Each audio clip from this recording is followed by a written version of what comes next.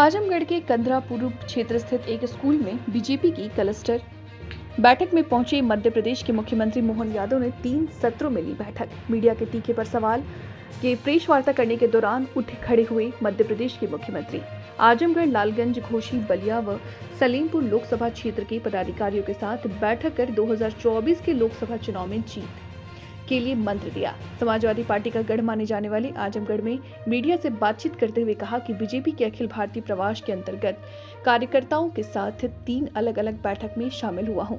लगातार तीसरी बार मोदी की सरकार बनाने के लिए हम लोग कृत संकल्पित हैं। भले ही मैं एक बड़े राज्य का मुख्यमंत्री हूं, लेकिन मूल रूप से एक बीजेपी का कार्यकर्ता हूं।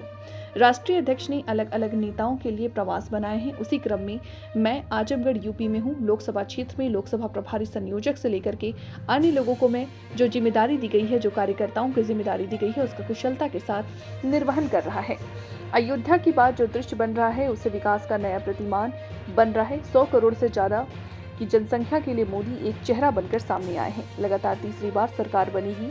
सभी कार्यकर्ता अपने संगठन की जिम्मेवारियों का निर्वहन कर रहे हैं और जैसे ही लोकसभा के चुनाव की घोषणा होगी, सभी कार्यकर्ता अपने उद्देश्यों की पूर्ति में लग जाएंगे।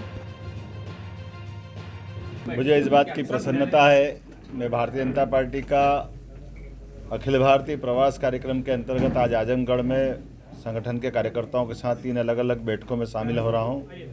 यशस्वी प्रधानमंत्री माननीय नरेंद्र मोदी जी की फिर एक बार मोदी सरकार, हम सब उसी के लिए कृतसंकल्पित है और कार्यकर्ता होने के नाते से मैं चाहे एक बड़े राज्य का मुख्यमंत्री भले ही हूँ, लेकिन मूल मेरा कार्यकर्ता भाव है। इस नाते से राष्ट्रीय अध्यक्ष जी ने हमारे कुछ प्रवास बनाए अलग अलग स्थानों पर जाने के, उसी सिलसिले में आज मैं आजमगढ़ यूपी में हूँ और मुझे इस बात की प्रसन्नता है कि हमारे अपने श्रेणी से कार्यकर्ता अपने अपने लोकसभा के अंदर जो उनकी जवाबदारी दी गई है, लोकसभा प्रभारी, लोकसभा संयोजक, जिला अध्यक्ष या अलग अलग श्रेणी के कार्यकर्ता, और मुझे जिस प्रकार का लक्षण दिखाई दे रहा है, मुझे अत्यंत प्रसन्नता है कि हमारा अपना उत्तर प्रदेश का भाजपा का संगठन बहुत कुशलता के साथ अपने जो उनको उत्तरदायित्व दिया है उसका निर्वहन कर रहा है।